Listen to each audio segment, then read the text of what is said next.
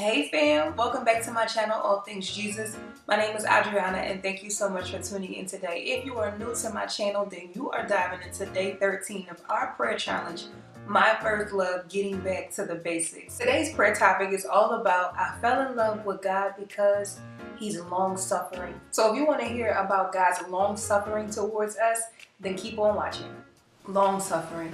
What exactly does that mean? That's just one of those King James type of terms for patience. That's simply what God has towards us. Patience. It's a fruit of the Spirit that we're all called to have.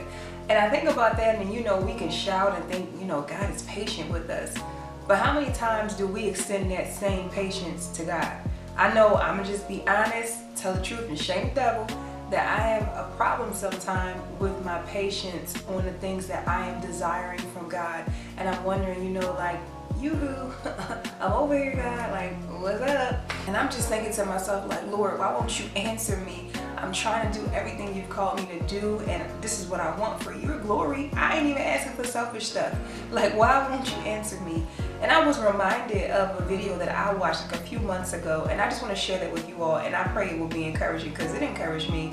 It was a video by Lisa Turkis. I can never pronounce her last name right, but I think that's how you pronounce it. You guys know who she is. She's the founder of Proverbs 31 Ministries, and she was talking all about her testimony, I think the last few years, and she's just kind of unleashed it all in her new book, It's Not Supposed to Be This Way.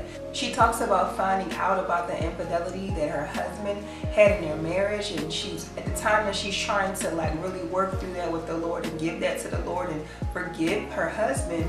Her body starts shutting down, like pain in her body that seemed like it literally put her on her deathbed. She's in the hospital and she's like crying and not understanding what is happening. No one can give her any news. So long story short, and the doctor says to her, Lisa, it's the pain that saves you. Because had it not been for the pain, had it not been for the delay in us figuring out what was wrong with you, you would have went home, you would have went to sleep, your body would have turned septic and it would have shut down on you, and you literally just would have died. You would have passed away in your sleep.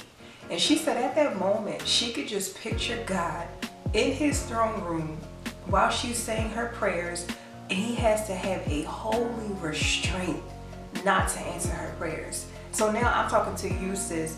That's the picture of God. A lot of the times when we're asking him for certain things, he has to restrain himself. He has to put his long suffering and his patience right in display, because he can't give us something that he knows is not good for us. He knows that he cannot give a prayer request, he cannot answer a prayer request rather, that's not wrapped up in his goodness and for his glory. And so I just want to remind you of that. Whatever you may be going through, I know me, I think about, well, God, what is going on with this world?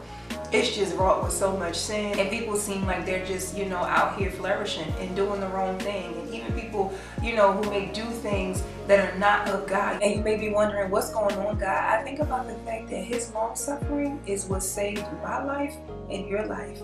If it had not been for him being patient and delaying his hand of judgment on our lives, we wouldn't know him. We'd have died in our sins. And so I extend that same grace and mercy to other people, and I pray for God not to unleash his judgment on them, for him to have his hand of long suffering toward them so that they will one day be saved before this life is over. So it's not about, being selfish and wondering all the time, what's going on? Why you're not answering my prayers, God? But tap into what's really behind that. Ask God, why are you delaying in this prayer? What are you trying to teach me? What are you trying to stop from happening? Because you know in your infinite mercy and wisdom that if you answer that prayer request, it could either cause extreme chaos and detriment in my life, or it can actually lead to death. So I don't know where this video may find you today, but think on it in a different way. Think about God's long suffering towards you and the fact that his hand of grace and mercy on your life is what saves you, and how it can save other people, and how maybe he's not answering a certain prayer request right now because he knows if he did, that it will only lead to pain and suffering more than what you're probably experiencing now. So thank God for that pain. Like Lisa said, it's the pain that saves you. It's the pain that will move you to your knees at night. It's the pain that helps you to know that gnawing feeling in your chest, I need you, God. And if that pain weren't there, you and I wouldn't be as close to him as we are today. So I pray that this was helpful for you. Comment below. Let me know, is there a time that the Lord did not answer a prayer request and you look back in retrospect like, oh my goodness, thank you, glory to God? Because I know I got one, child. I know I got one. So comment below. I want to hear from y'all. All right, I will see y'all tomorrow, same time, same place. And remember, whatever you do, do it all for the glory of God. Bye, y'all.